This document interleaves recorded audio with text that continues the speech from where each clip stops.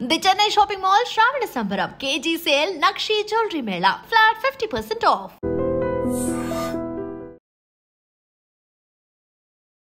తంజావూరులో ఉన్నటువంటి బృహదీశ్వర ఆలయం, ఈ టెంపుల్ గురించి ఫస్ట్ మీరు చెప్పండి. ఆ temple entrance eastern entrance madam. మీరు ఎంట్రన్స్ నుంచి లోపలికి వెళ్ళిన తర్వాత మీకు ఎదురుగా నందీశ్వర విగ్రహం ఉంటుంది, అంటే ఏకశిలా విగ్రహం. ఇందులో ఏంటంటే ఆ నంది యొక్క ఒక రకంగా చెప్పాలంటే it has become almost like a curse for the politicians. తీరని కోరికలు అన్నీ కూడా ఏంటి మేడం, యాంగ్జైటీ, అవే అహంకారంతో, అదే సుపీరియారిటీతో, అదే మీ ఐడెంటిటీ, అదే మీ సక్సెస్ నుంచి మీరు ఎప్పుడైతే అక్కడికి వెళ్ళి సరెండర్ అవుతారు. మీరు రాజకీయ నాయకులకు ఉన్నటువంటి కుళ్ళు కుతంత్రాలు ఏ ఫీల్డ్లో ఉంటాయి మీరు చెప్పండి. అది జర్నలిస్ట్. ఇందిరాగాంధీ గారు విజిట్ చేశారు, 3 రోజుల్లో చనిపోయారు. ఎంజి రామచంద్రన్ గారు విజిట్ చేశారు, తర్వాత ఆయనకి అలాగే జరిగింది. మొరార్జీ దేశాయ్ గారు విజిట్ చేశారు, ఆయనకి అదే జరిగింది. సీన్ కట్ చేస్తే మొన్నటికి మొన్న మోడీ గారు ఆ టెంపుల్కి వెళ్ళి మెయిన్ ఎంట్రన్స్ నుంచి వెళ్లకుండా పక్క నుంచి వెళ్లారు అని వార్తలు విన్నాం. ఇందిరాగాంధీ గారు ఆ టెంపుల్ని విజిట్ చేసిన కపుల్ ఆఫ్ వీక్స్లోనే ఆమె అసాసినేట్ అవ్వాలి, అంటే చంపబడ్డారు. వారు పక్కన ఉన్నటువంటి ఎంజి రామచంద్రన్ గారికి ఏం జరిగింది, 3 సంవత్సరాలు చనిపోయారు. ఏంటి అసలు కొలమానం ఏంటి, అసలు దానికి దీనికి ఏంటి రిలేటెడ్ ఏంటి అసలు నేను చూస్తే. కరుణానిధి గారు ఎవరు? ఆయన అసలు దేవుడినే నమ్మరు. Is atheist. మరి ఒక నాస్తికుడు వీటికి భయపడాల్సిన అవసరం ఉన్నాడు? అదే అడుగుతున్నాను సార్. నాకు తెలిసి మోడీ గారు వెళ్ళారు అంటే ఐ డెఫినెట్లీ కన్సిడర్ హిమ్. ఆయన అవాయిడ్ చేశారు, వేరే గేట్లో నుంచి వెళ్ళారు అంటే మాత్రం పవర్ ఆయన వెనక తిరిగిందా లేదా ఆయన పవర్ చుట్టూ తిరిగాడు? సేజ్ కరావురుర్ అనే ఆయన రాజరాజ చోళ ఆయనని శపిస్తాడట. దీన్ని ఎలా చూడాలి? ఇప్పుడు ఆయన ఎవరైతే శాపం పెట్టాడు మేడం, అతను శాపం పెట్టిన వాడికి అతనికి ఏమైనా మహిమలు ఉన్నాయా? ఇలాంటి స్టోరీస్ ఏమైతే తెలుసా మేడం, ఇప్పుడు ఎవరైతే శాపం పెట్టాడు రాజుకి అని చెప్తారు, వాడు శాపం పెట్టడానికి వాడేవాడు అసలు, వాడికి ఏముంది చెప్పు, నేను కూడా డెవలప్ చేసుకుంటాను. వాడి దగ్గర ఏముంది, నా దగ్గర కూడా అదే ఉంది. వాడు నైట్ డిన్నర్ చేస్తే వాడికి పొద్దున్న టాయిలెట్కి వెళ్ళడం మేడం, వాడు శాపం పెట్టినాడు. మీరు చెప్పండి.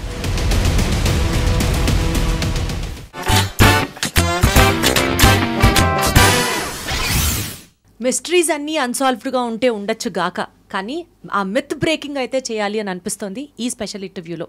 నేను మాట్లాడుతున్నాను తంజావూరుకి సంబంధించిన బృహదీశ్వర్ టెంపుల్ గురించి. అఫ్కోర్స్ టెంపుల్ ఏన్షియంట్ టాలెస్ట్ టెంపుల్గా మనందరికీ తెలుసు. అప్పట్లోనే 13 స్టోరీస్ ఉన్నటువంటి ఈ టెంపుల్ కట్టడానికి సుమారుగా 1000 సంవత్సరాలకు పైగా పట్టింది అన్నది చెప్తుంటారు. కట్ చేస్తే భారతదేశంలో శివలింగాలకి సంబంధించి అత్యంత పెద్ద శివలింగం ఉన్నటువంటి టెంపుల్గా బృహదీశ్వర్ టెంపుల్కి ఒక ప్రత్యేకమైన ఒక చరిత్ర ఉంది. దీంతో పాటు people talk about its glory, people talk about its magnifications, people talk about the splendour, grandeur, art work అంతా పక్కన పెడితే ఒక మిత్ ఏంటంటే, ఈ టెంపుల్ని విజిట్ చేసినటువంటి politicians are big names, if you take it for granted, maybe Indira Gandhi గారి దగ్గర నుంచి రీసెంట్గా విజిట్ చేసిన మోడీ గారి దాకా మెయిన్ ఎంట్రన్స్లోంచి కనుక ఆ టెంపుల్ని విజిట్ చేస్తే ఖచ్చితంగా పదవి పోయి ప్రాణం కూడా పోయే సందర్భం ఏర్పడుతుంది అన్నది ఈ టెంపుల్ చుట్టూరా ఉన్నటువంటి ఒక మిత్. ఈ మిత్ని బ్రేక్ చేయడానికి I have with me today astro psychologist Nagnath గారు ఉన్నారు. ఆయనతో డీటెయిల్గా మాట్లాడదాం, ఇంకాస్త లోతుగా తెలుసుకునే సబ్జెక్ట్ ప్రయత్నం చేద్దాం. నమస్తే అండి, ఎలా ఉన్నారు? Yeah madam, I'm fine, always the same. Wonderful sir. To start with రావడం let's not get into the subject, but ఆ టెంపుల్ గ్లోరీ గురించి, ఆ టెంపుల్కి ఉన్నటువంటి చరిత్ర నుంచి స్టార్ట్ చేద్దాం సార్. తంజావూరులో ఉన్నటువంటి బృహదీశ్వర ఆలయం, ఈ టెంపుల్ గురించి ఫస్ట్ మీరు చెప్పండి. ఎంతవరకు కరెక్ట్ అంటే, ఆ temple entrance eastern entrance madam. అది మీరు ఎంట్రన్స్ నుంచి లోపలికి వెళ్ళిన తర్వాత మీకు ఎదురుగా నందీశ్వర పెద్ద విగ్రహం ఉంటుంది, అంటే ఏకశిలా విగ్రహం అది. సో ఈ కాంట్రవర్సీ ఏదైతే ఉందో, కాంట్రవర్సీ అనండి లేకపోతే మిత్ అనండి, ఇందులో ఏంటంటే ఆ నంది యొక్క కంటి చూపు, మీరు మెయిన్ తూర్పు ద్వారం నుంచి లోపలికి వచ్చినప్పుడు ఎవరి మీద అయితే అది ఉంటుందో, అంటే ఎవరి మీద అంటే నంది అందరినీ చూస్తాడు. కానీ ఈ ముఖ్యంగా ఎందుకు ఈ రాజకీయ నాయకులకి ఎందుకు అది కర్స్ అయిందంటే, చాలామందికి కూడా లోపలికి ఎంట్రన్స్లోకి వెళ్ళినప్పుడు, మెయిన్ ఎంట్రన్స్లోకి వెళ్ళినప్పుడు నందీశ్వరుడి యొక్క విగ్రహం ఎదురుగా ఉన్నప్పుడు, ఆ ఎదురుగా ఉన్నటువంటి విగ్రహాన్ని వీళ్ళు దర్శనం చేసుకునేవి they have to pass through the Nandi విగ్రహం. Right, okay. సో అది ఎందుకు ఇంత కాన్స్పిరసీ అయింది, ఎందుకు దాంట్లో ఇంత ఒక రకంగా చెప్పాలంటే it has become almost like a curse for the politicians. Absolutely. So ఎందుకు అంటే ఫస్ట్ థింగ్ మనం దానికి ఒక అడుగు వెనక్కి వెళ్ళి ఆలోచించాలి. ఏంటంటే మనకి టెంపుల్ కన్స్ట్రక్షన్ అన్నది ఒక పర్పస్ ఉంది madam. There is a purpose of constructing a temple. For a common man what is a temple? Temple is a place where he can surrender himself for a kind of objective desires. వాళ్ళకి ఉద్యోగం, వ్యాపారం, పెళ్ళి, లేకపోతే మనశ్శాంతి, ఇవన్నిటిని కూడా ఒక సగటు మనిషి గుడికి వెళ్ళి తనకు ఉన్నటువంటి కోరికలన్నీ కూడా అక్కడ ఉన్నటువంటి సాంప్రదాయాలు, పద్ధతులు, అక్కడ లోకల్ కల్చరల్ రిచువల్స్ని బట్టి అన్నీ కూడా వాళ్ళు ఇవి చేసుకుంటారు అన్నమాట. కానీ నిజంగా టెంపుల్ కన్స్ట్రక్షన్కి థియరీ అదొకటే ఉందా? మనకి ఏన్షియంట్ ఇన్ఫర్మేషన్ అదొకటే ఉందా? అసలు మన వాళ్ళు క్షేత్రాలు, పెద్ద పెద్ద స్థలాల్లో ఎందుకు కట్టేవాళ్ళు? ఎత్తైన ప్రాంతాల్లో ఎందుకు కట్టేవాళ్ళు? అప్పట్లో వరద బీభత్సాలు వచ్చినా, ప్రకృతి ప్రళయాలు వచ్చినా కానీ ఇవన్నీ షెల్టర్స్ మేడం మీకు. ఓకే. టెంపుల్స్ అన్నవి ఒక షెల్టర్స్ అక్కడ మీకు. ఓకే. రెండోది అదంతా కూడా సమిష్టిగా అక్కడ మీకు అన్నదాన కార్యక్రమాలు కూడా జరిగేవి. అక్కడ సమిష్టిగా అంటే అన్ని రకాల వ్యక్తులు అందరు అక్కడికి వచ్చారు. నిత్య అన్నదాన కార్యక్రమాలు జరిగేవి ఎక్కడ? ఈ క్షేత్రాల్లో. ఇవి కాకుండా మనకంటూ మన 1000 సంవత్సరాల కింద మన పూర్వీకులు మనకి ఎటువంటి కల్చర్ ఫాలో అయ్యారు, ఎటువంటి విగ్రహారాధన చేశారు, ఎటువంటి విగ్రహాలకు వాళ్ళు ఎటువంటి పూజలు చేశారు, వాళ్ళ ఆర్కిటెక్చరల్ సైంటిఫిక్ అవేర్నెస్ ఎంత ఉంది. ముఖ్యంగా మేడం టెంపుల్లో కన్స్ట్రక్షన్ ఏంటంటే ఒక డివినిటీ అని మనం మాట్లాడతాం కదా క్షేత్రాలు. 100% మనము ఒక డివినిటీ అని మాట్లాడతాం. టెంపుల్ అనగానే వి ఇన్వైట్ ద డివైన్ అని మాట్లాడతాం ఎక్కడ? టెంపుల్లో, క్షేత్రాల్లో. సో దానికి ఒక నిదర్శనం కూడా ఏంటంటే మనం టెంపుల్లో దర్శనం చేసుకుంటాము, కొబ్బరికాయ కొడతాము. కొట్టిన తర్వాత ఏం చేస్తాం మేడం? మనం అక్కడ వచ్చి కూర్చుంటాం, కాసేపు కూర్చుంటాం. రీజన్ ఏంటి? కారణం ఏంటి? మేబీ టు హ్యావ్ దట్ ప్రశాంతత ఆర్ ఆ టెంపుల్లో ఉన్నటువంటి ఆ పాజిటివ్ ఎనర్జీ కావచ్చు, మనం దాన్ని ఇన్వైట్ చేయడానికి మనలోకి. You are little close to the fact actually. మనము అక్కడ అది టెంపుల్ అంటేనే ఎనర్జీ సెంటర్ మేడం. అంటే శక్తి కేంద్రాలు అనుకోండి, ఎనర్జీ సెంటర్స్ యాక్చువల్లీ. క్షేత్రాలు, టెంపుల్స్ అన్నీ కూడా అవన్నీ కూడా ఒక ఎనర్జీ సెంటర్స్ అని ఎందుకు అంటారంటే మీరు ఎప్పుడైతే మీ మైండ్ ప్యూరిటీని కనెక్ట్ అవుతుందో, when your mind gets pured and the possibilities of becoming pure is only when you are at the current situation, at the present situation. అంటే అర్థం ఏంటి? మనిషి ఒక్క భూతకాలంలో అంటే పాస్ట్లోనే ఎక్కువ ఉంటాడు, లేదా ఎక్స్ట్రీమ్ ఫ్యూచర్లో ఉంటాడు. ఎక్స్ట్రీమ్ ఫ్యూచర్లో ఉండి పాస్ట్లో చేసినటువంటి పనులకి బాధపడడం వల్లనే మీరు గుడికి వెళ్ళేది. అవును కదా? ఈఎంఐలు కట్టాలి. ఇప్పుడంటే ఈఎంఐలు ఏంటి? అప్పట్లో తీరని కోరికలు అన్నీ కూడా ఏంటి మేడం? యాంగ్జైటీ. అవునా? ఆల్రెడీ కోరికలు తీర్చుకోవడం కోసం తొందరపాటుతో చేసినటువంటి పనులన్నీ ఏంటి? మూడ్ స్వింగ్స్ కావచ్చు, డిప్రెషన్ కూడా కావచ్చు, లేదా lack of ability to manage your self. So అక్కడ క్షేత్రాల్లో వాళ్ళు ఎస్టాబ్లిష్ చేసినటువంటి ఎనర్జీ ఏంటి? మీరు వర్తమానంలో ఉండడం. వర్తమానంలో ఉండడమే purity madam. There is no other possibilities you to become pure. బుద్ధుడు ఇంతకంటే గొప్పగా ఏం చెప్పలేదు. గౌతమ్ బుద్ధుడు మైండ్ఫుల్నెస్ అంటారు. చూడండి, mindfulness as you rightly said, you are completely aware of your body, senses and your environment is mindfulness. Right. So ఇక్కడ వర్తమానంలో ఉంటే ఏమవుతుంది మేడం మీకు? అది మీరు bus pass, railway station pass ఏవైతే రెన్యువల్ చేసుకుంటారు చూడండి, మీరు మొబైల్ రీఛార్జ్ చేసుకుంటారు కదా, ఆ రెన్యువల్ సిస్టమ్ అక్కడ ఆపరేట్ అవుతుంది madam. Right. You are at the situation, forgetting about the past, forgetting about your future plans. You are just there as a existential personality, existential soul. అక్కడ మీరున్నారు. అక్కడ మీకు అక్కడ టెంపుల్ వైబ్రేషన్ అని మీరు కూడా పదం వాడారు. టెంపుల్ వైబ్రేషన్, టెంపుల్ ఎన్విరాన్మెంట్, అక్కడ ఉన్నటువంటి మీరు అక్కడికి వెళ్ళిన తర్వాత ఆటోమేటిక్గా ఆ కన్స్ట్రక్షన్ ఆఫ్ ఆర్కిటెక్చర్ ఎట్లుంటుందంటే మీరు ఏ మైండ్ సెట్తో వెళ్ళినా కానీ మీ కెమిస్ట్రీ చేంజ్ అయిపోతుంది అక్కడ ఆటోమేటిక్గా. ఎటువంటి ప్యానిక్ సిచ్యువేషన్లో వెళ్ళినా, ఎటువంటి వైబ్రెంట్ సిచ్యువేషన్లో వెళ్ళినా, ఎటువంటి పర్వర్టెడ్ సైకలాజికల్ డైమెన్షన్లో వెళ్ళినా ఆ ఎన్విరాన్మెంట్కి వెళ్ళంగానే ఆ environment will change you. Definitely the percentage of change will happen with in your body, with in your chemistry of the mind. కారణం ఏంటంటే మన పూర్వీకులు గుళ్ళు కట్టింది కేవలం గుళ్ళు, గోపురాలు, క్షేత్ర దర్శనం అయిపోయినాయి, నాకు ఇక మోక్షము అనుకునేటువంటి మైండ్ సెట్ కాదు మేడం. యాక్చువల్లీ మన వాళ్ళు దాన్ని రాంగ్గా ఎట్లా అర్థం చేసుకున్నారంటే ఇంకేంటి, మనకు చిన్నప్పటి నుంచి చెప్తారండి మనం కాశీ దర్శనం చేసుకోవాలి, గయాకి వెళ్ళాలి, లేకపోతే జీవితంలో ఒక్కసారైనా కాశీ దర్శనం చేసుకోవాలి, మనకి పుణ్యక్షేత్రాలు, గంగానదిలో స్నానం చేయాలి. That is not the destination madam. That is not the destination. We conclude that everything is destine or else nothing in our hands that we can practice, we can enhance our conscious levels. It is possible to enhance or not conscious levels, madam? Absolutely possible, sir. Before going to the temple, even after the temple, it is possible. Yes, yes. Then why only the temples are blamed for your death or the loss of power or loss of your position? Because everybody attribute as if the visiting the temple is a destination. అది destination point కింద తీసుకున్నారు కాబట్టి జీవితం అక్కడికంటే further ఏం లేదు, అంతకంటే ముందు ఏమీ లేదు. ఈ కాన్స్పిరసీస్ అన్నీ కూడా ఎక్కడి నుంచి వచ్చినాయంటే మన ఎక్స్పెక్టేషన్స్ అన్నీ కూడా మనం ఎక్కడ సరెండర్ చేస్తాం మేడం? మనం the best place is the construction of the temple. మీరు అక్కడికి వెళ్ళిన తర్వాత what you are surrendering, that is the one subject. You are going with the same objective mind, objective desires, to just going and surrendering without surrendering your ego. You are just surrendering your material desires.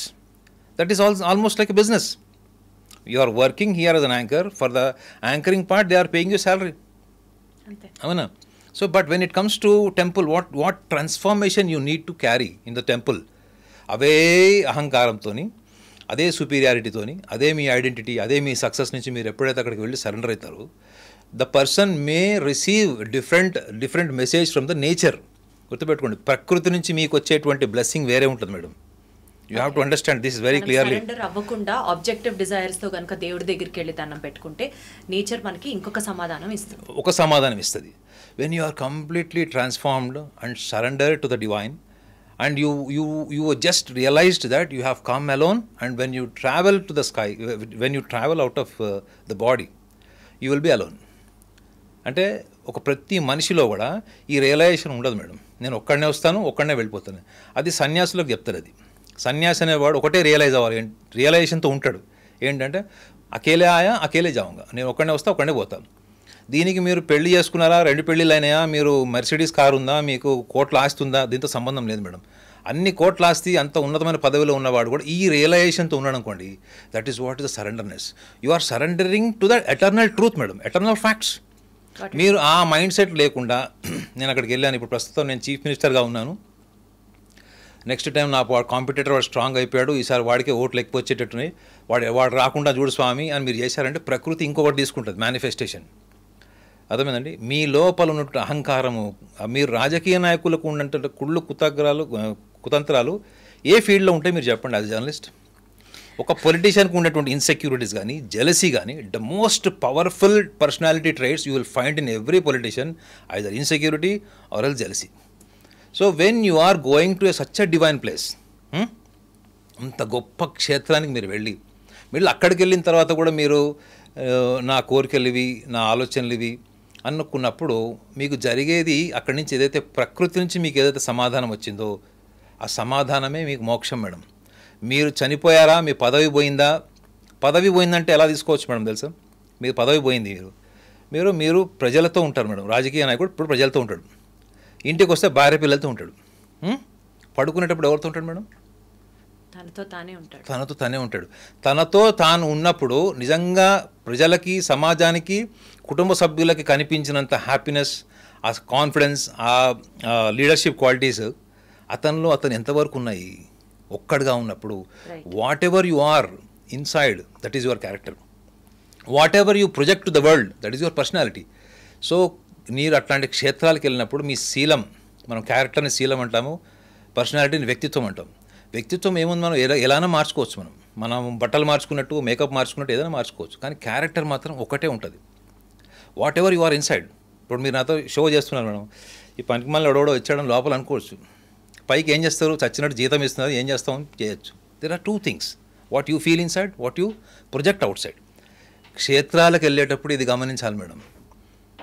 గుడికి వెళ్ళినా, క్షేత్రంకి వెళ్ళినా మీరు ఎంత surrender అయితే ప్రకృతి మిమ్మల్ని అంత bless చేస్తుంది. సరే, టోటలీ గెట్ యూ సార్. మీరు చెప్పినట్లు టెంపుల్స్ అంటే ఎనర్జీ సెంటర్స్ అన్నారు, మనిషి గుడికి వెళ్ళిన తర్వాత కంప్లీట్గా భగవంతుడికి సరెండర్ అవ్వాలని చెప్తున్నారు, అర్థమవుతుంది.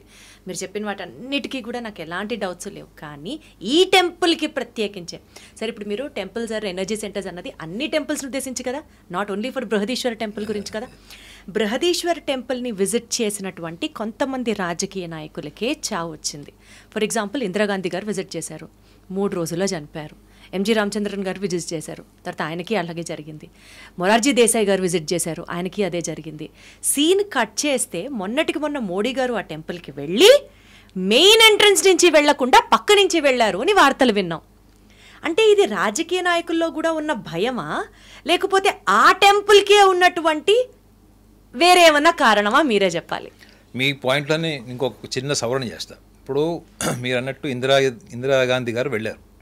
ఇందిరాగాంధీ గారితో వెళ్ళింది ఎవరప్పుడు? ఎంజి రామచంద్రన్ వెళ్ళాడు. ఇందిరాగాంధీ గారు ఆ టెంపుల్ని విజిట్ చేసిన కపుల్ ఆఫ్ వీక్స్లోనే ఆమె అసాసినేట్ అవ్వారు, అంటే చంపబడ్డారు. ఇప్పుడు కొన్ని వారాల్లో, మేబీ 3-4 వీక్స్లో అసాసినేషన్ జరిగింది.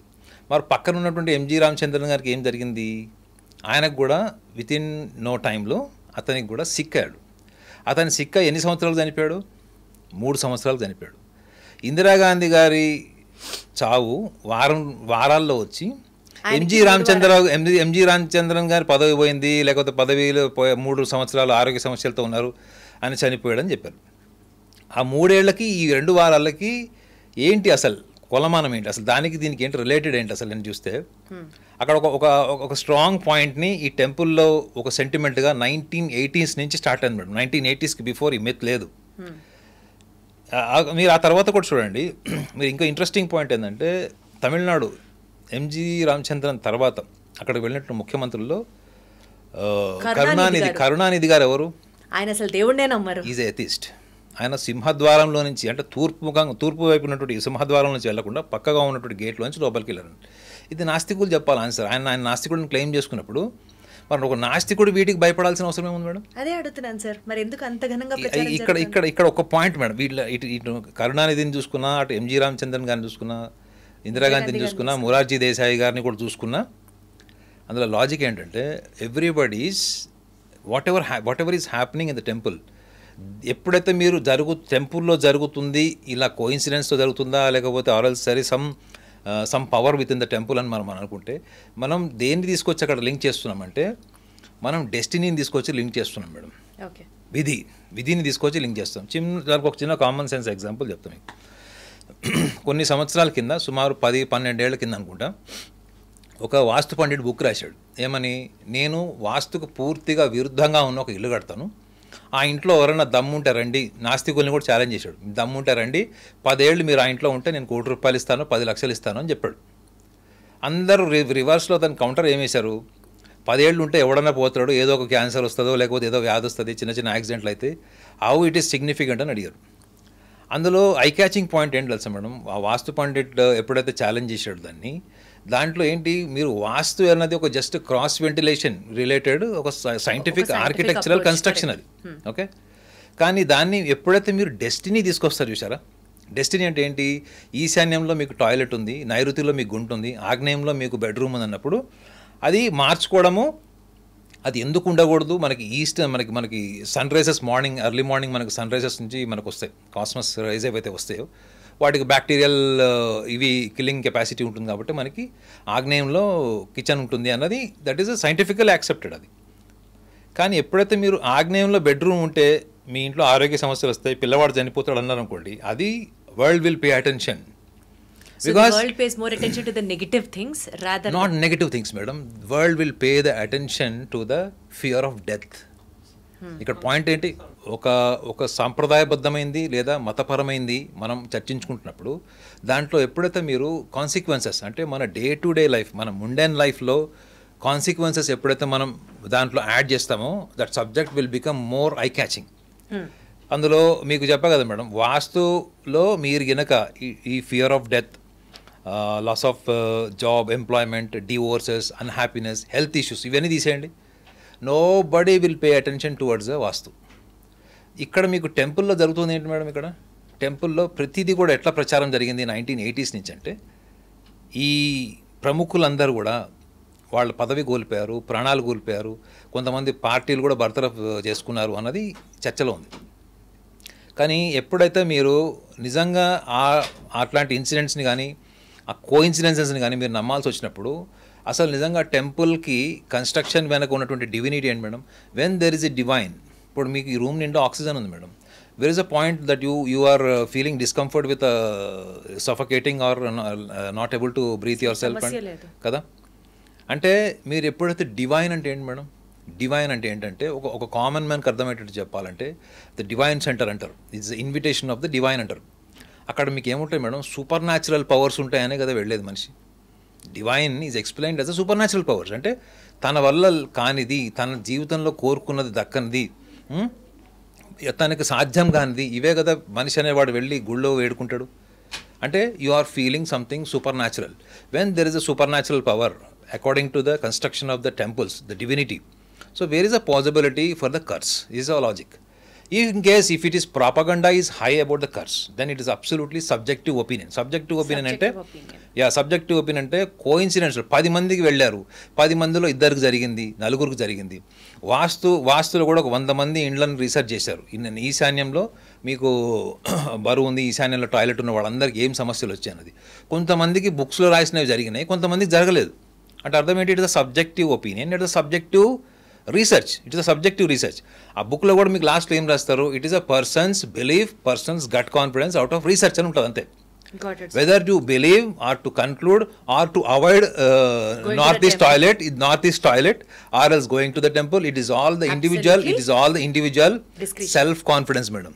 ఇప్పుడు మీరు ఏ రాజకీయ నాయకులు అయితే అక్కడ భయపడి వెళ్ళట్లేదంటే వాటికి కూడా ఒక రీజన్ ఉండొచ్చు. ఏంటంటే చాలామంది కూడా ధార్మిక పరమైనటువంటి విషయాల్లో వాళ్ళకి ఎంత నమ్మకం ఉన్నా లేకపోయినా, ముఖ్యంగా పదవిలో ఉన్నవాళ్ళు, ఒక బాధ్యతాయుతమైన పొజిషన్లో ఉన్నవాళ్ళు, వాళ్ళు ఇంకా ఎక్కువగా ఇట్లాంటివి నమ్మే ఛాన్స్ ఉంటుంది. ఇది కేవలం నమ్మకం మేడం.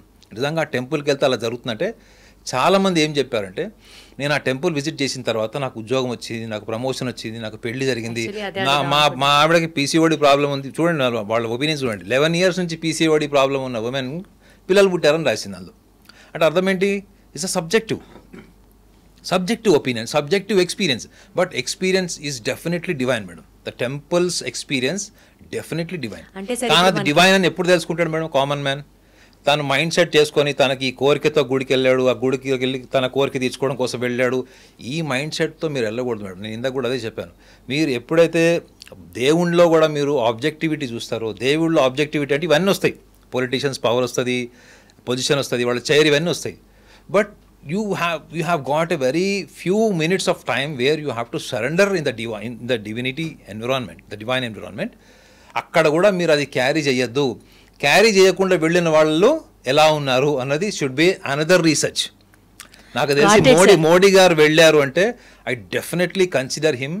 మోడీ గారు వెళ్ళారు, ఆయన అవాయిడ్ చేశారు, వేరే గేట్లో నుంచి వెళ్ళారు అంటే మాత్రం I definitely personally I can say that ఆయనని మీరు 10 సంవత్సరాలను చూడండి, పవర్ ఆయన వెనక తిరిగిందా లేదా ఆయన పవర్ చుట్టూ తిరిగాడు? ప్రపంచం చిహ్నంగా ఉంది దానికి. ప్రపంచ దేశాలన్నీ కూడా ఆయన ఎలా చూసాయి, ఆయన్ని అప్రిషియేట్ చేసినాయా, ఆయన క్రిటిసైజ్. చాలామంది సెటారికల్గా ఏం చెప్తారు, మోడీ గారికి ద్వేషించేవాళ్ళు భారతదేశంలోనే ఉన్నారు తప్ప ప్రపంచ దేశాల్లో లేరు అన్నది నేను ఎక్కడో ఒక ఆర్టికల్ చదివాను, సర్వే లాంటి ఆర్టికల్. సో అలాంటి వ్యక్తులు ఎప్పుడైతే అక్కడికి వెళ్తారో, ఒకవేళ అలాంటిది ఏమన్నా ఒక కర్స్ కానీ అట్లాంటిది ఏమైనా ఒక మిత్ ఉంటే దాన్ని మళ్ళీ డెమాలిష్ చేస్తారు మేడం. అంటే మీకు ఎంత కాన్షియస్ ఎనర్జీ ఉంటుందంటే, మీరు అలాంటి ఎన్విరాన్మెంట్కి వెళ్ళినప్పుడు when you become the part of energy, the part of energy will become the whole energy.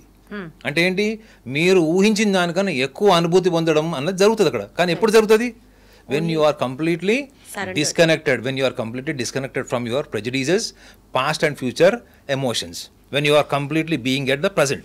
So that possibility is there. ఆ level of understanding గుడికి వెళ్ళే వాళ్ళకు ఉంటుందా should be the first question. Right sir, agreed sir. మీరు చెప్పిన theories అన్నిటినీ accept చేస్తూ ఇది కూడా ఒక చిన్న మిత్ అనుకోవచ్చు, మేబీ అది ప్రచారంలో ఉన్నది కావచ్చు. సేజ్ కరావురుర్ అనే ఆయన ఈ చోళా డైనాసిటీకి సంబంధించినటువంటి ఒక పెద్ద గురువు లెక్క. ఆయన రాజరాజ చోళ ఆయనని శపిస్తాడట.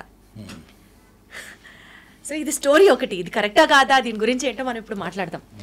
సో ఎవరైనా సరే ఆయన రాజుగా ఉన్నప్పుడు ఆయనకి ఉన్నటువంటి ఆ శాపం, ఎవరైనా సరే రాజకీయ నాయకులు పదవిలో ఉండగా అక్కడికి వెళ్తే వాళ్ళకి పదవి పోతుంది. This is what people say about the myth. ఇప్పుడు వచ్చిన మిత్ కాదు సార్ ఇది. ఆ టెంపుల్ కట్టడానికి అందుకనే 1000 సంవత్సరాలు పట్టింది. అది జస్ట్ ఇట్లా కట్టింది కాదు. It took 1000 years for the temple to get constructed, which means అంత పవర్ ఉంది, అంత ఫ్యాక్ట్ ఉంది అన్నది ఒక సైడ్ ఆఫ్ ద స్టోరీ. దీన్ని ఎలా చూడాలి? ఇప్పుడు ఆయన ఎవరైతే శాపం పెట్టాడు మేడం, అతను శాపం పెట్టిన వాడికి అతనికి ఏమైనా మహిమలు ఉన్నాయా?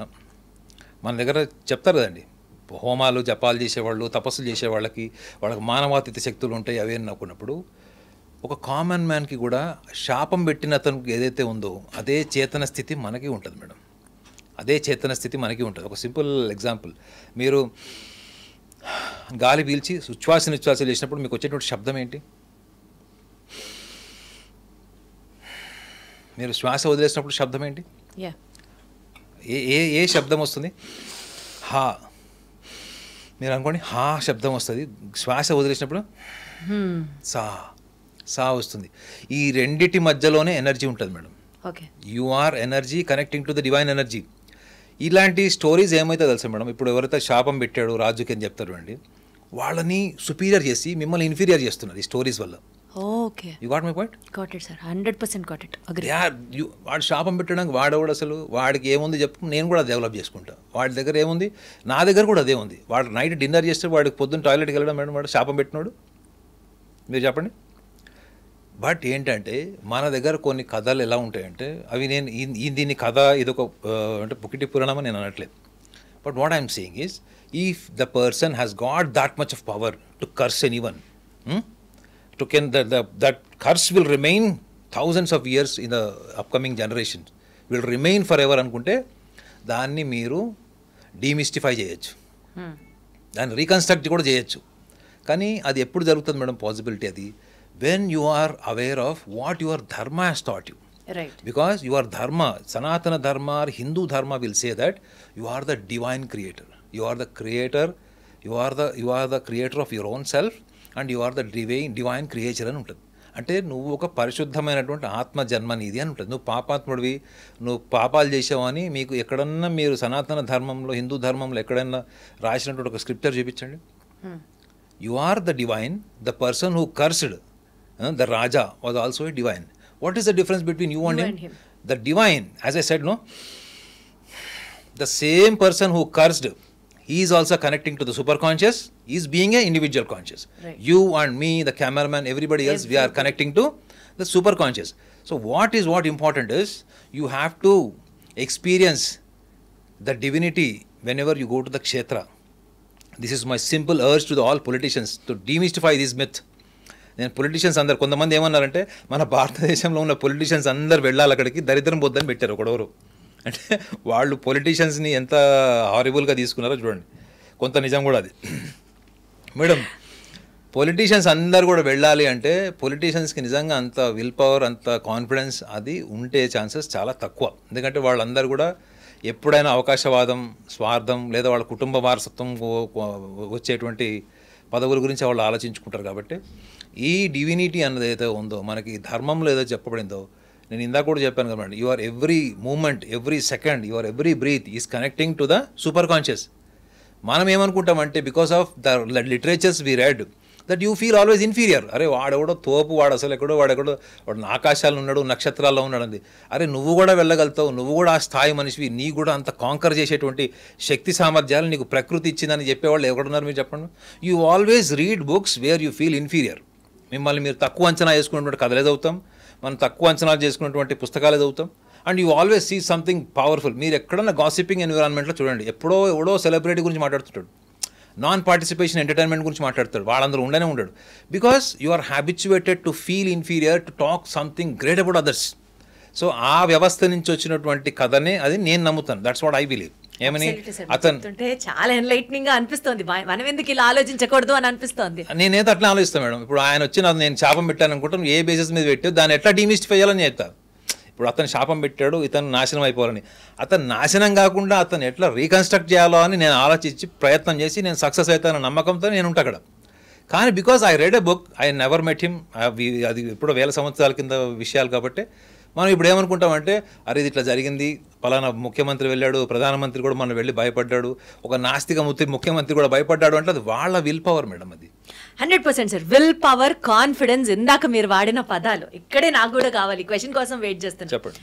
ఈ టెంపుల్కి వెళ్తే రాజకీయ నాయకులకి ఐదర్ ప్రాణాపాయం ఉంది లేదా పదవి పోతుంది అన్నది ఎలా అయితే టాక్ ఉందో, పలానా గుడికి వెళ్తే వీసా వస్తుంది, పలానా గుడికి వెళ్తే పిల్లలు పుడతారు, పలానా గుడికి 7 వారాల పాటు 11 ప్రదక్షిణాలు చేస్తే మనసులో అనుకున్న ఏ కోరికైనా తీరుతుంది అన్నది కూడా సబ్జెక్టివేనా సార్? ఏ టెంపుల్ అయినా ఒకటేగా, తిరుమల క్షేత్రం అయినా ఒకటే, బృహదీశ్వర ఆలయం అయినా ఒకటే, సందు చివర ఉన్నటువంటి ఏదన్నా ఒక చిన్న గుడైనా ఒకటే, అంతేగా? ఏ టెంపుల్ అయినా ఎనర్జీ సెంటరేగా. సో ఈ ఒపీనియన్స్ అన్ని సబ్జెక్టివ్ అని అనుకున్నప్పుడు, ఇందాక మీరు ఈ మిత్స్ ఏదైతే బ్రేక్ చేస్తూ సబ్జెక్టివ్ అనుకున్నప్పుడు, ఆ టెంపుల్ని అసోసియేట్ అయినటువంటి ఒక పాజిటివ్ ఫీలింగ్ కూడా సబ్జెక్టివేగా. Life is a subject madam, మీకు తెలుసలేదు. Your life is not because of your parents, your body is life because of your parents. You got my point? You are physically appeared in this world, coming out of the womb of the mother. The day you come out, the day you started evolving yourself psychologically, you are understanding environment, you are understanding life, you are understanding the process of life, that everything is subjective. But what we thought actually, no, you are not subjective, you should not have any experience. నువ్వు మీ అయ్య కింద ఉండాలి, మీ అమ్మ కింద ఉండాలి, లేదా మీ తాత చదువుకున్న చదువులు చదవాలి, టీచర్ని గౌరవించి టీచర్ చెప్పిందే వినాలి, లేకపోతే క్లాస్లో ఇన్ని మార్కులు రావాలి, ఇవన్నీ మీకు ఎక్కడైనాయి? When you are organized completely, when your mind was completely composed for some social identity, some community identity, or else some better identity to become a celebrity or a popular personality, they are the people are the most sickest, the sick people. I can consider them as the sick people, though they are celebrities, prime ministers or chief minister or as a politician or anybody else. Unless and until you don't experience life as a subjective, your life should be subjective. మీకు పిల్లలు పుట్టలేదు, మీరు పలానా గుడికి వెళ్ళాలి, గుడికి వెళ్తే పిల్లలు పుడతారు, కొంతమందికి పుట్టలేదని చెప్తారు మేడం. సో పిల్లలు పుట్టడము పుట్టకపోవడము అన్నది మీరు ఎక్కడి నుంచి కంపల్సివ్నెస్ ఎక్కడి నుంచి డెవలప్ చేసుకున్నారో మీరే చెప్పండి ఆన్సర్. మీకు పిల్లలు లేరు, మీకు కంపల్సివ్నెస్ ఎక్కడి నుంచి వచ్చింది? మీకు పెళ్ళై 4 ఏళ్ళు అయిపోయింది, మీకు పిల్లలు లేరు. పెళ్ళై 3 నెలలు అయింది, ఇంకా ఏంటి, ఇంకా తల్లి కాలేదు. ఈ ఇప్పుడున్న సమాజంలో 3 నెలలు అయిపోయింది, ఇంకా పిల్లలు పుట్టట్లేదు, ఇంకా ఏంటి గుడ్ న్యూస్ లేదు. ఎక్కడి నుంచి వచ్చింది కంపల్సివ్నెస్? ఎన్విరాన్మెంట్. మీ ఎన్విరాన్మెంట్ని పక్కన పెడితేనే subjective experience madam. Subjective means your gut confidence, your own observation, your own research, your own experience. Only your experience is knowledge, madam. Rest everything is imagination and your hallucination. Only your experience is the true knowledge. మీకు car driving వచ్చు, car driving చేశారు. మీకు coffee చేయడం వచ్చు, coffee చేశారు. So that is what is your experience madam. మీరు యూట్యూబ్లో చూసి, గూగుల్లో చూసి ఇన్ఫర్మేషన్తో కూడా మీరు మాట్లాడచ్చు, చేయొచ్చు. But what is your experience? When you are talking about your experience, that definitely that is a subjective, whether it is a belief toward the God or else being a place like this temple, whatever it is, unless and until you don't experience. ఇప్పుడు సమాజం అంతా కూడా experiential సొసైటీలోకి వస్తున్నారు. ఇప్పుడు ఉన్నటువంటి generation అంతా కూడా now they are questioning, now they are contemplating the history, what all they said, what all brushed in your mind. అటువంటి సమాజంలో మనం ఉన్నప్పుడు ఒక గుడికి వెళ్తే మనకు పిల్లలు పుడతారు, ఒక గుడికి వెళ్తే మనకు పదవి వస్తుంది, పలానా గుడికి వెళ్తే మనకు వీసా వస్తుంది. అది సబ్జెక్టివ్ అని ఎందుకు చెప్తున్నానంటే మేడం, మీరు ఎప్పుడైతే అది కూడా మేనిఫెస్ట్ చేసుకోవచ్చు. మేనిఫెస్టేషన్ ఎలా చేసుకోవచ్చు అంటే, మీకు వీసా రావాలి మేడం. నేను నీకు సింపుల్ రియల్ ఎక్స్పీరియన్స్ చెప్తా. మాకు తెలిసిన వాళ్ళ అబ్బాయి అమెరికాలో అతను ఎంఎస్ చేశాడు, అతనికి H1 రిజెక్ట్ అయింది, ఏదో సమ్ ప్రాబ్లం వచ్చింది, ఇండియాకి వచ్చేసాడు. ఇతనితో పాటు ఉన్న ఫ్రెండ్స్ అందరికీ H1 వచ్చింది, జాబ్స్ ఉన్నాయి, అక్కడ ఉన్నాడు. వాళ్ళందరికన్నా ఇతను highly qualified person according to his IQ. So అతనికి ఇండియాకి వచ్చేసాడు, 1.5 year అయిపోయింది. ఇంత గడ్డం పెంచేసి బాగా డిప్రెషన్లో ఉన్నాడు. బికాజ్ అక్కడి నుంచి కెనడాకి ట్రై చేస్తే కూడా కెనడాలో కూడా ఏదో క్వైరీలో ఆగిపోయింది. అది ఆగిపోయి కూడా సుమారు 1 year అయింది. సో అక్కడ అమెరికాది అయిపోయింది, ఇక్కడ కెనడాది ఇట్లా అయిపోయింది. అక్కడ చదువుకున్న చదువుకి ఇక్కడ ఇండియాలో జాబ్స్ లేవు. సో వాళ్ళ మదర్ ఫాదర్ తీసుకొచ్చారు. అతను ఇవన్నీ నమ్మడం అనమాట. ఈ don't believe in manifestation, astrology and all, ఈ విల్ నాట్ బిలీవ్. సో ఆ పిల్లవాడిని చూసినప్పుడు ఆ పిల్లవాడికి హార్డ్లీ 28 years 29 years ఉంటాయి. వాడు అప్పటికే ఒక 40 years మిడిల్ ఏజ్ పర్సన్ లాగా అయిపోయాడు అతను.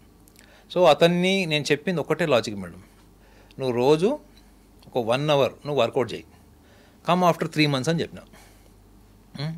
ఒబీడియంట్గా విన్నాడు. డైలీ 45 minutes ఈ వర్క్డ్. ఆల్మోస్ట్ ఒక 10 to 11 kgs రెడ్యూస్ అయ్యాడు. ఈ we came physically according to his ఏజ్కి తగ్గట్టుగా తయారయ్యాడు. ఈ ప్రాసెస్లో ఏమైందంటే 3rd మంత్లో అతనికి అప్పటి వరకు క్వారీలో ఉండి 1 year నుంచి క్వారీలో ఆగిపోయినటువంటి కెనడా నుంచి రావాల్సినటువంటి ప్రాసెస్ అప్రూవ్ అయింది. ఇప్పుడున్న జనరేషన్ పిల్లలు కదా మేడం, వాళ్ళు వచ్చి అడుగుతారు ఏంటంటే, ఆ పిల్లడు అడుగుతున్నాయి ఏంటంటే, సార్ మీరు నా వీసా రావడానికి, నాకు అక్కడ జాబ్ ఇంటర్వ్యూ రావడానికి ఈ ఫిజికల్ ఫిట్నెస్కి ఏంటి సంబంధం అని అడిగాడు.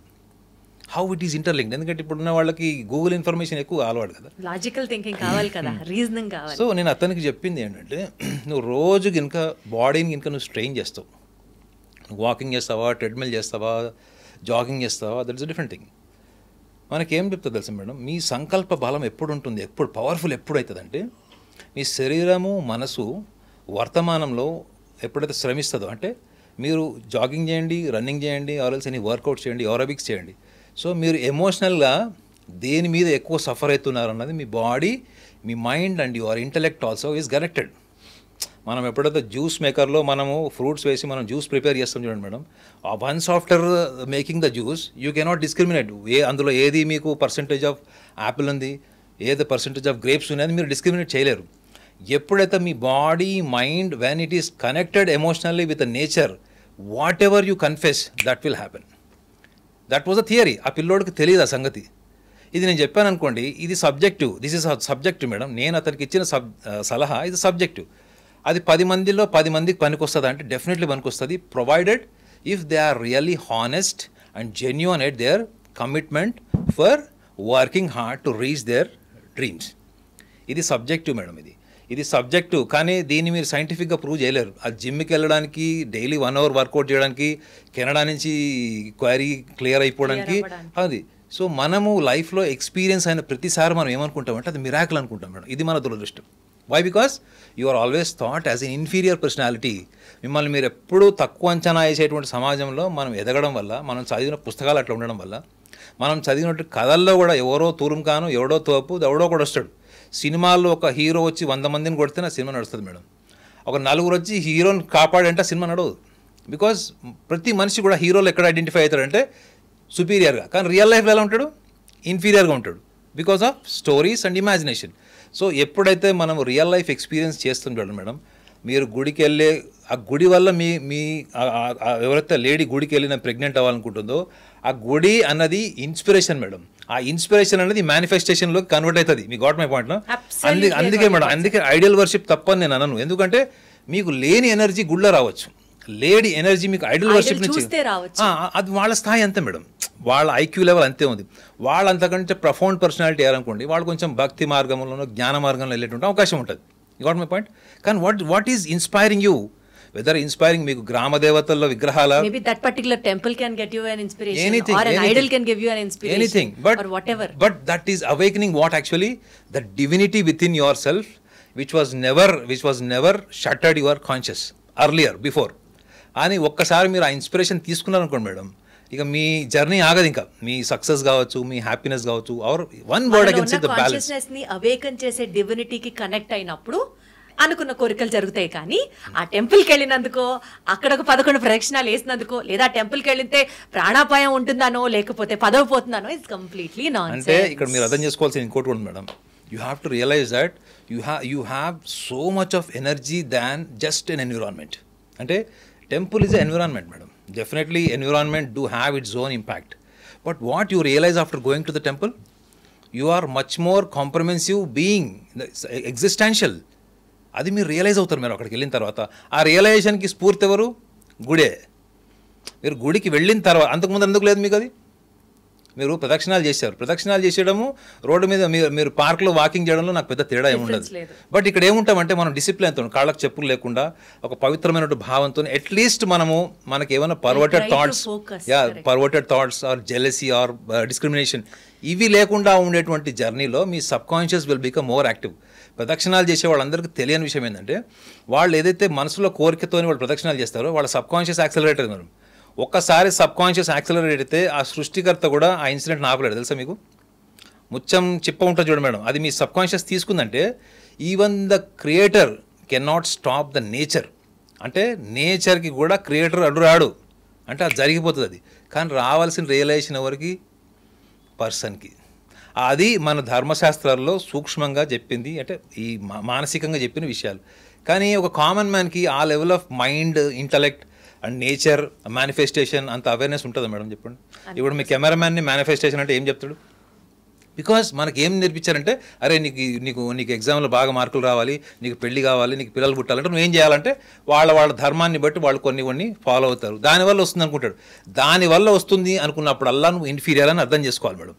లేదు, నాలో ఉన్నటువంటి ఆ నిద్రాణమైనటువంటి నాలో ఉన్నటువంటి ఆ శక్తి సామర్థ్యం ఏదైతే మనం డివైన్ అంటున్నామో దాన్ని మనం జాగ్రత్త చేసుకోవడం కోసమే మనం ఇవన్నీ చేస్తున్నాము. But ultimately it is your conscious, it is your deeper conscious that is awakening for all happiness, balance and success.